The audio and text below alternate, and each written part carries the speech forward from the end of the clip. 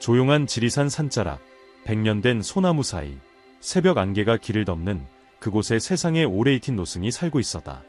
그의 이름은 현월대사. 많은 이들이 그를 한국 고대 지혜의 마지막 수호자라 여겼다. 수십 년 동안 그는 침묵 속에 머물렀고 이끼 낀 바위들 사이에 숨겨진 절 안에서 살고 있었다.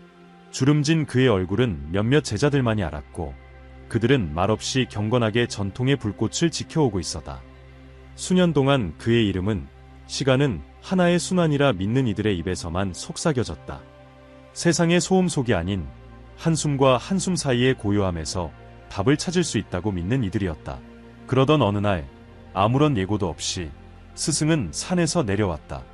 그의 등장은 고요함 속의 천둥 같았다. 느린 걸음으로 그는 제자들 앞에 앉아 그가 비전이라 부른 것을 전했다. 그것은 꿈속이 아닌 깊은 깨어있는 상태에서 받은 5개의 메시지였다. 마치 대지가 직접 그에게 말을 건 듯했다. 그의 첫 마디는 침묵을 칼처럼 가르며 나왔다. 한국은 곧 스스로를 선택하게 될 것이다. 그 순간 듣고 있던 모두는 어떤 일이 시작되었음을 느꼈다. 스승은 특별한 시간에 대해 말했다. 강제에 의한 것이 아닌 의식에 의해 내려질 선택의 시기. 많은 이들이 그것을 정치적 결정이라 여길 것이고 또 어떤 이는 사회적 과정이라 생각할 것이다. 그러나 그는 단호히 말했다. 보이지 않는 문이 열릴 것이다. 많은 이들이 그것을 평범한 결정이라 생각할 것이다. 그러나 아니다. 그것은 영적인 선택이다. 민중의 마음에 대한 심판이다. 그는 경고했다. 그 순간은 거대한 선포와 함께 오지 않을 것이라고. 눈에 띄는 신호도 없이 비가 오기 전의 바람처럼 조용히 다가올 것이라고. 주의 깊은 이들조차 그것을 알아채지 못할 수 있다고. 혼란과 저항, 의심이 따를 것이다. 그러나 그는 말했다. 이 길은 피할 수 없다. 그것은 이해를 요구하지 않는다. 다만 존재하길 바란다. 한 제자가 묻기를 그 선택이 새로운 지도자의 등장이나 정치적 변화에 관한 것인지 물었을 때 스승은 오랜 침묵 끝에 낙엽으로 덮인 땅을 바라보며 답했다. 나는 정치의 사람이 아니다. 나는 진실의 사람이다. 그러나 열쇠를 쥔 이는 이미 선택되었다. 다만 문을 건널지는 백성이 결정할 것이다. 제자들은 눈 하나 깜빡이지 않고 그의 말을 들었다. 그것은 단지 예언이 아니라 깊은 부름처럼 느껴졌다. 5개 계시 중 첫 번째였다. 그는 말하길 그 결정은 한국의 방향만이 아니라 세상의 영적 흐름까지 바꿀 것이라 했다. 그는 말했다. 한국은 단순한 나라가 아니다. 하나의 거울이다. 그곳에서 일어나는 일은 국경을 넘어 울려 퍼진다. 한국은 세상의 일처럼 보이지만 영혼의 1인 선택으로 시험받을 것이다. 이것이 그의 3번째 선언이었다. 그는 눈을 감고 마치 안에서 그 말을 들으며 말했다. 그는 이 시기를 전환점이라 했다. 보이지 않는 것이 보이는 것보다 더 실제가 되는 시간. 집단의 생각이 사건으로 응축되고 조용한 결정들이 운명을 형성하는 시간. 그는 말했다. 이 선택은 외적으로 보이지만 내면에서부터 시작된다. 타인을 바라보는 시선에서, 고통과 두려움, 과거를 대하는 태도에서 비롯된다고. 그리고 그 순간이 올 때 그것을 결정하는 것은 권력도 대중도 아니다. 각 개인의 의식이 모인 집합된 마음이다. 하나의 하늘 아래 뛰는 집단의 심장이다. 한국의 산들은 오래된 비밀을 간직하고 있다. 그리고 강들은 잊지 않는 기억을 흘려보낸다. 한국은 과거와 미래의 바람이 교차하는 땅이다. 현월대사가 전한 5가지 비전 중 2번째는 아마도 가장 수수께끼 같고 불안하게 만드는 것이었다. 그것은 집단적인 사건이 아닌 단 하나의 존재에 대한 이야기였다. 한 존재, 아직 익명이라는 그림자 속을 걷고 있지만 때가 되면 모든 것의 중심에 서게 될 인물. 대사는 그를 지도자라 부르지 않았다. 구세주도 아니었다. 그는 그를 조용한 깨달은 자라 불렀다.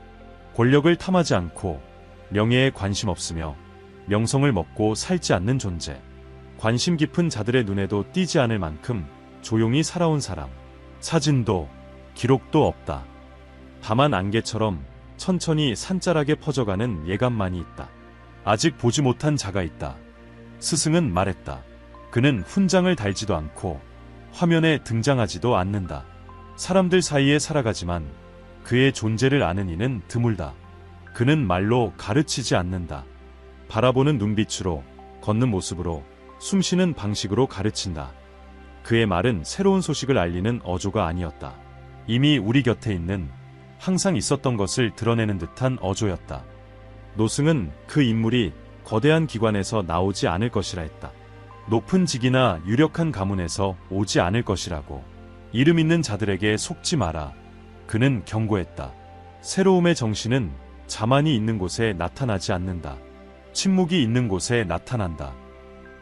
그리고 그는 이 깨달은 자가 백성의 고통을 아는 이라고 했다. 보이지 않는 상처를 짊어진 자, 내면의 어둠을 맞서 싸우며 단 한 번도 박수를 원하지 않은 자. 바로 그 고요한 고통의 여정을 지나며 그는 준비되었다는 것이다. 그는 어둠을 지나왔다. 그리고 그 속에서 빛을 보았다. 대사는 더 깊은 이야기를 이어갔다. 그는 그 존재의 눈빛에 대해 말했다. 그의 눈빛 하나가 공간의 공기를 바꿀 것이며 그의 단 하나의 몸짓이 잊고 있던 영혼의 기억을 깨울 것이라고. 그의 말은 힘들이지 않고도 수세기의 무게를 지닐 것이라 했다. 그러나 그가 모두에게 받아들여지지는 않을 것이다. 현월 대사는 그의 등장이 불안함을 일으킬 것이라고 경고했다. 단단한 마음을 가진 자들은 그를 부정하려 들 것이다. 어떤 이들은 그가 가짜라고 말할 것이고 또 어떤 이들은 맹목적으로 그를 따를 것이다. 그 극단 사이에서 진정한 가르침이 드러날 것이다. 바로 분별의 필요성. 그가 가져올 것은 이념도 아니고 종교도 아니다. 살아있는 의식이다. 파괴 없이 새롭게 하는 순결이다. 진정한 깨달은 이는 다스리기 위해 오는 것이 아니다. 그는 기억하게 하기 위해 온다. 민중 안에 늘 존재했지만 잊혀진 그것을 상기시키기 위해. 스승에 따르면 그는 어떤 동맹도 찾지 않을 것이며 지배 구조도 만들지 않을 것이다. 그의 존재 자체가 메시지가 될 것이다. 그리고 그의 주위에는 새로운 형태의 연대가 생겨날 것이다. 강요되지 않고 자발적으로, 복종이 아닌 공명이 바탕이 된. 그를 알아보는 이들은 단순한 추종자가 아닐 것이다. 그들은 거울이 될 것이다. 그에게 자신들이 바라는 변화를 비추게 될 것이다. 그렇기에 스승은 말했다. 군대도 그의 이름을 외치는 군중도 없을 것이다. 조용한 만남이 있을 것이다. 길거리에서 눈빛이 마주칠 것이다. 각자 마음속에서 오래된 감정이 깨어날 것이다. 그 존재는 스승의 말에 따르면 스스로 그런 존재가 되기를 선택한 것이 아니다. 자신이 짊어진 짐을 달라고 한 적도 없다. 그러나 선택되었다. 인간이나 제도가 아닌 시대를 초월하는 보이지 않는 힘에 의해 선택된 것이다. 아무런 설명도 없이 도구를 선택하는 그 힘에 의해. 그럼에도 불구하고 비록 선택된 자라 할지라도 그를 알아보는 것은 백성의 몫이다. 그는 강요되지 않을 것이다. 발견될 것이다. 그는 정치도, 종교도, 상업도 속하지 않는다. 그는 모두의 것이면서 동시에 누구의 것도 아니다. 스승의 말이었다. 그 말을 들은 제자들은 조용히 침묵 속으로 들어갔다. 이름도, 장소도, 날짜도 없었다. 단지 한 존재가 예고되었을 뿐이었다. 마치 꽃을 보기 전에 바람에 실려온 향기를 느끼는 것처럼. 그리고 이처럼 구체적인 정보가 없는 것이 오히려 예언을 더 생생하게 만들었다. 왜냐하면 그것은 시간에 의존하지 않았기 때문이다. 그것은 들을 준비에 달려 있었다. 그리고 그를 어떻게 알아볼 수 있느냐는 물음에 스승은 마지막 한마디를 남겼다. 어둠 속에 진실을 속삭이듯 부드럽게 말했다. 그가 나타날 때 모두가 말할 것이다. 아, 그가 그 사람이었구나. 그리고 다시 침묵에 들어갔다. 며칠 후 가장 가까운 제자들이 모여 그 예언에 대해 숙고했다. 각자가 그 안에서 자신의 거울을 보았다. 어떤 이는 유명한 이름들을 떠올렸고 또 어떤 이는 잊힌 인물을 떠올렸다. 그러나 그들 중 가장 지혜로운 자는 이렇게 말했다.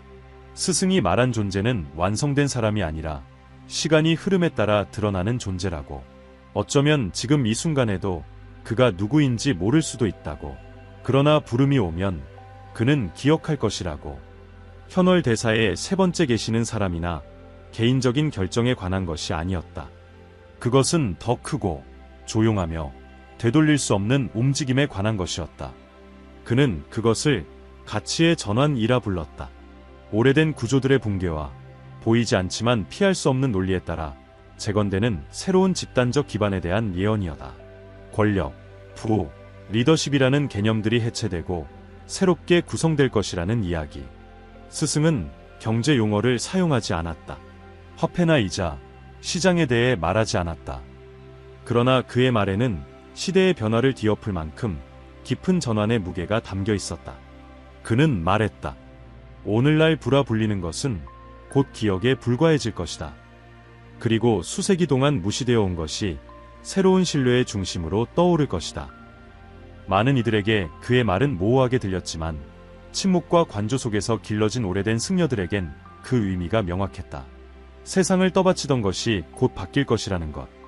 단순히 사고 파는 것을 넘어서 인간이 가치 있는 것을 중심으로 조직되는 방식 자체가 변할 것이라는 뜻이었다. 현월에 따르면 힘과 경쟁의 시대는 사라지고 있다. 겉모습, 과시, 불안정한 시스템에 대한 의존의 시대가 끝나고 있다는 것이다.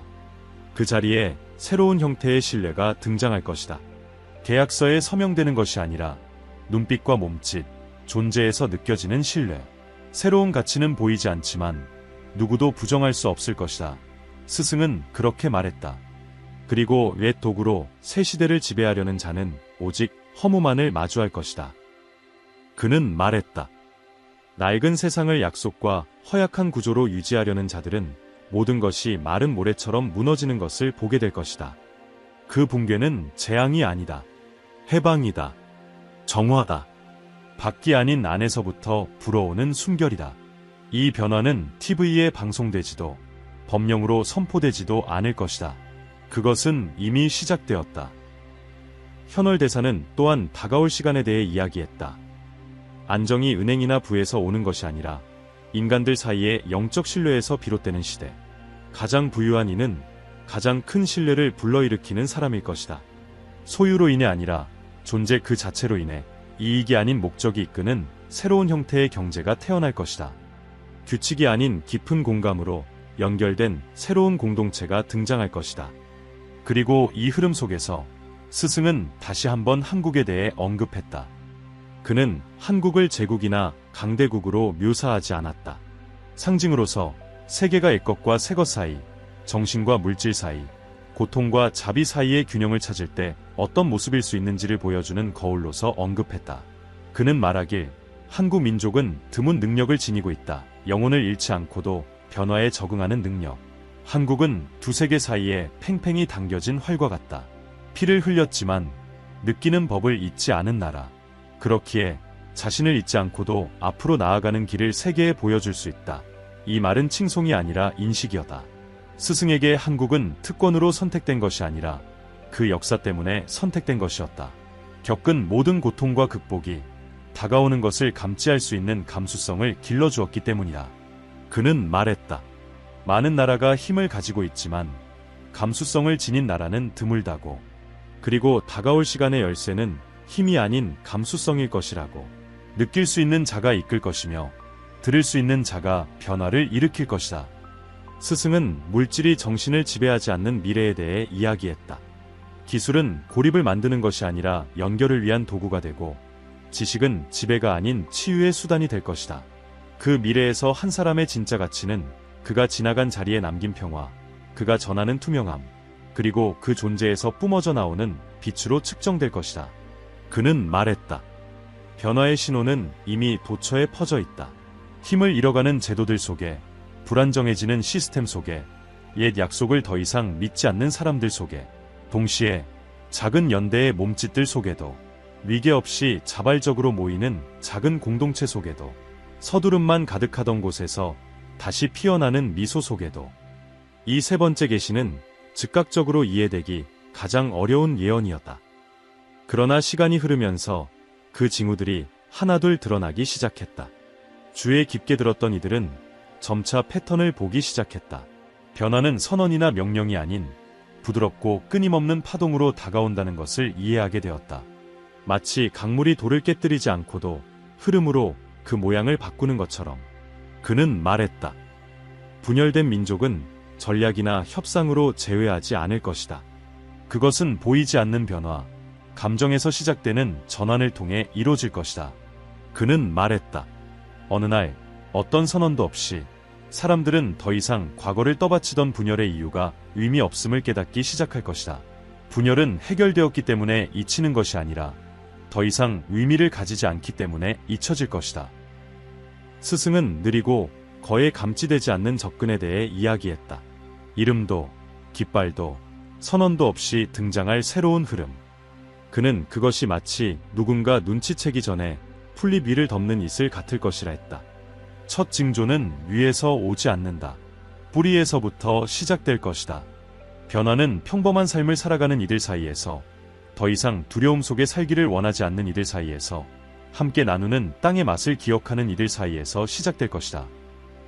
현월 대사는 이 변화가 조용한 리더십의 등장으로 시작될 것이라고 전했다.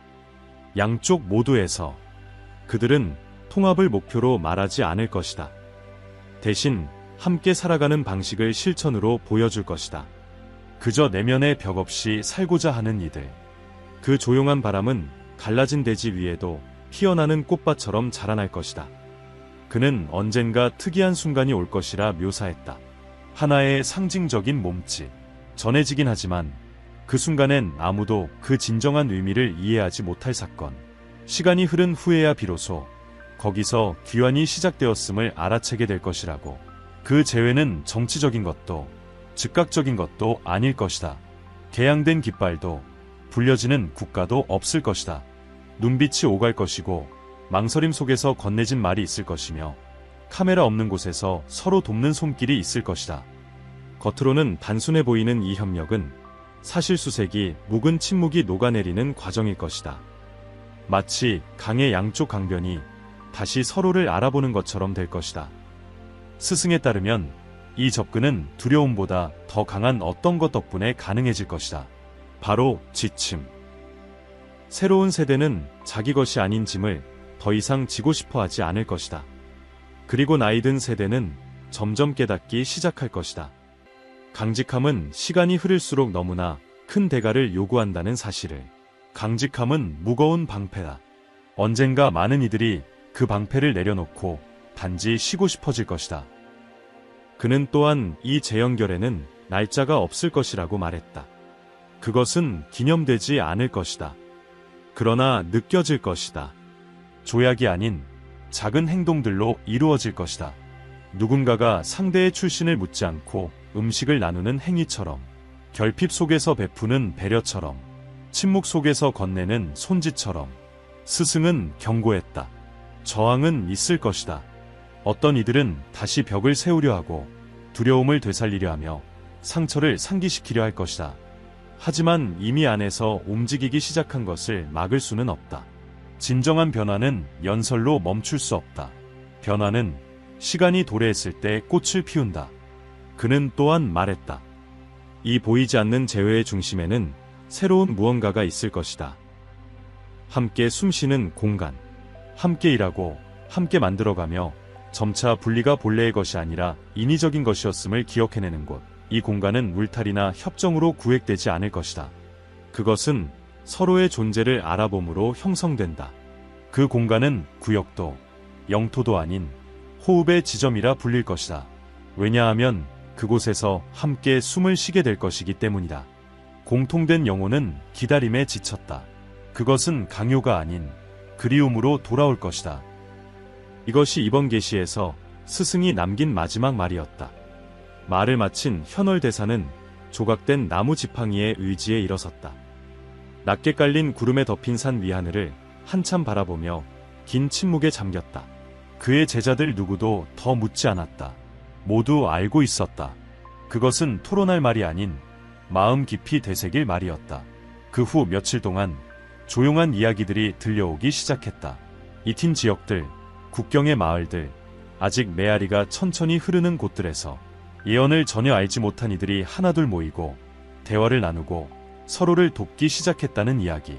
거창함을 추구하지 않고 다만 안식을 찾는 평범한 사람들이었다. 그리고 그 소박한 몸짓들 속에서 스승의 예언은 살이 되고 시간이 되고 존재가 되어갔다. 네 번째 계시는 강요된 통합의 예고도 갑작스런 희망의 폭발도 아니었다. 그것은 고통이 너무 커서 더는 지속될 수 없고 사랑이 너무 깊어 외면할 수 없을 때 태어나는 조용한 과정에 대한 인식이었다. 구조보다 먼저 혼안에서 일어나는 재결합, 협약보다 먼저 행동 속에서 깨어나는 연결, 눈에 보이는 것보다 먼저 보이지 않는 곳에서 시작되는 변화. 이 계시는 승려들 사이에서 다리가 없는 건넘이라는 이름으로 전해졌다. 두 편 사이에 다리를 놓는 것이 아니라 애초에 둘로 나뉘어 있지 않았음을 알아차리는 순간, 오랜 시간 중단되었던 하나의 영혼이 이제 다시 길을 따라 움직이기 시작하는 것이다. 스승 현월의 마지막 계시는 이전의 것들과는 전혀 달랐다. 더 이상 다가올 사건이나 정치적 결정, 알려지지 않은 지도자나 변화하는 체제에 대한 이야기가 아니었다. 그것은 보이지 않는 것에 관한 이야기였다. 물질 너머에서 뛰는 생명, 인간의 영혼에 관한 계시였다. 그리고 그는 목소리에 부드러운 떨림을 담아 그것을 새로운 시대의 호흡이라 불렀다. 그는 말했다. 인류는 지금 조용한 경계를 통과하고 있다고. 전쟁이나 깃발이 아닌 인간이 자기 자신을 바라보는 방식에 있어 깊은 전환이 일어나고 있다고. 우리는 물질의 시대를 떠나 영의 시대로 들어가고 있다. 그리고 그는 길게 멈췄다. 마치 그 말들이 스스로 숨쉬기를 바라는 듯. 스승에 따르면 겉으로 보기엔 세상은 그대로일 것이다. 도시는 여전히 붐비고 일상은 계속되며 신문 속 단어들도 당장 바뀌지 않을 것이다. 그러나 사람들 내면에서는 무언가가 달라지고 있을 것이다. 점점 자라나는 불편함, 성취로는 채워지지 않는 공허함, 귀 기울임을 요구하는 침묵. 예전의 위안은 맛을 잃을 것이고 예전의 속도는 의미를 잃을 것이다. 과거의 목표는 이제 피로가 될 것이다. 그는 말했다. 인류는 신성한 피로를 경험하게 될 것이다. 단지 육체적 피곤함이 아니라 존재 그 자체의 피로. 그리고 바로 그 피로 속에서 다른 무언가를 찾으려는 갈망이 태어날 것이다. 그것은 살 수 있는 것도 배울 수 있는 것도 아니다. 오직 기억해낼 수 있는 것이다. 인간은 지혜로 인해 내면으로 향하지 않을 것이다. 필요 때문에 향할 것이다. 그리고 그 귀환 속에서 자신을 다시 만나게 될 것이다. 이 새로운 시대에 가장 중요한 것은 누가 무엇을 하느냐가 아니라 누가 어떤 파동을 내뿜느냐일 것이다. 무엇을 아느냐가 아니라 무엇을 느끼느냐, 무엇을 보여주느냐가 아니라 침묵 속에서 무엇을 전하느냐. 스승은 말했다. 인류는 마침내 보이지 않는 것을 예전처럼 숭배했던 보이는 것과 같은 강도로 소중히 여기기 시작할 것이라고. 한 사람의 에너지가 그 사람의 정체성이 될 것이며 그의 존재 자체가 세상을 향한 가장 큰 선물이 될 것이다. 이 흐름 속에서 다시 한번 스승의 말에 한국이 등장했다. 주인공으로서가 아니라 상징으로서, 우월함이 아니라 거울로서. 그는 설명했다. 한국은 그 자체의 역사 안에 세계들 사이의 건너을 담고 있는 나라라고. 고통 속에서도 섬세함을 잃지 않고 살아남는 법을 배운 땅. 동시에 울고 웃을 줄 아는 민족. 기억과 상처와 사랑으로 이루어진 조용한 힘을 가슴에 지닌 나라. 한국의 영혼은 강요하지 않고 변화를 일으키는 바람과 같다. 스승은 말했다. 그래서 인류가 자신과 싸우는데 지쳐갈 때 그 길을 인도하는 것은 부드러운 영혼이 될 것이다. 그는 정치적 영향력이나 경제적 지배에 대해 말하지 않았다. 영감에 대해, 본보기로서의 힘에 대해, 물리적 접촉 없이도 울림을 전하는 집단적 파동에 대해 말했다. 이 다섯 번째 계시는 기도처럼 펼쳐졌다. 스승은 더 이상 단지 말을 하는 것이 아니었다. 그는 숨결로 이야기했고 시간의 리듬으로 전했다. 그는 설명했다. 새로운 세상은 저항을 요구하지 않을 것이라고. 항복을 요구할 것이다. 그러나 타인에게의 항복이 아니라 자신 안 가장 깊은 곳에 대한 항복. 듣는 자가 외치는 자보다 강해지는 시간이 올 것이다. 계산하는 자보다 느끼는 자가 더 지혜로워질 것이다. 그는 말했다. 갈등은 사라지지 않을 것이다. 그러나 마음을 지배하지는 못할 것이다. 두려움은 여전히 피어오르겠지만 작고 인간적이며 조용한 몸짓들 속에서 포옹되고 녹아들게 될 것이다. 새로운 세계의 질서는 영적인 것이 될 것이다. 종교적인 의미가 아니라 파동이라는 차원에서 지구는 더 이상 외적 국경으로 나뉘지 않을 것이고 내적 주파수로 구분될 것이다. 그리고 가장 큰 경계는 여전히 자아로 사는 자들과 이미 영혼으로 살아가는 자들 사이에 놓일 것이다. 현월 대사는 이것이 이미 시작되었다고 단언했다. 많은 이들이 스스로 깨닫지 못한 채 깨어나고 있다고. 세상을 다르게 보기 시작한 눈들이 존재한다고. 더 예민해진 심장이 생겨나고 있다고. 그리고 이 깨어남은 학교에서, 정부에서 오는 것이 아니라 자신의 삶을 진심으로 듣는 것에서 시작된다고. 부름은 밖에서 오지 않는다. 이미 안에서 울리고 있다.